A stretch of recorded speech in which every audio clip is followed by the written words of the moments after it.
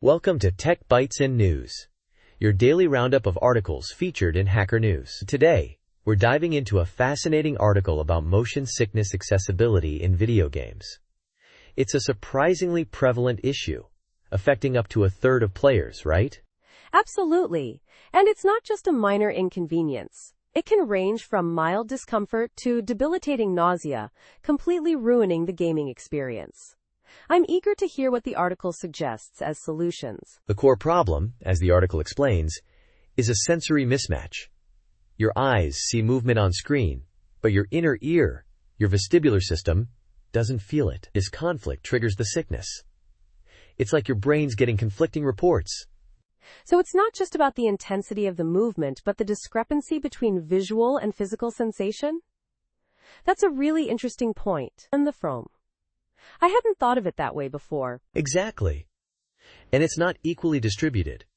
Women are disproportionately affected, especially around menstruation or pregnancy.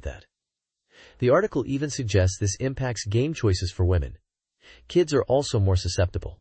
Wow, that's a significant demographic consideration for game developers. It highlights the need for inclusive design from the start. Precisely. The article points out specific game elements that trigger motion sickness.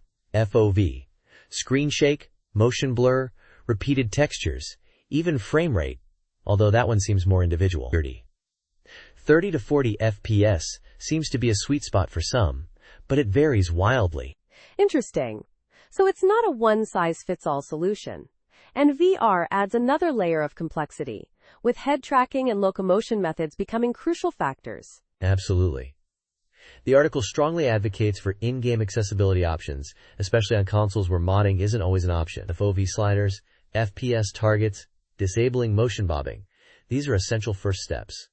But what about things like repeated textures? That seems like a more fundamental design choice, not easily adjustable through options. That's a great point. The article mentions that's less of a problem now, but it used to be a huge issue. It highlights the importance of considering accessibility during the prototyping phase, not just as an afterthought. I see. Proactive design is key.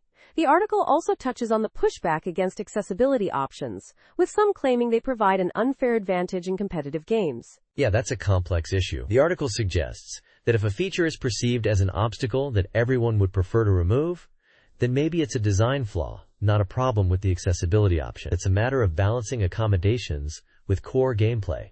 Right, it's about thoughtful design, not just adding options for the sake of it. The article concludes by emphasizing the need for a more holistic approach to accessibility, making it a core part of game development from the very beginning. Exactly. It's not just about adding a few sliders. It's about creating a truly inclusive gaming experience. And that's something we should all strive for. Thanks for joining us on Tech Bytes and News. We hope you found this discussion insightful. Have a great day. Bye-bye.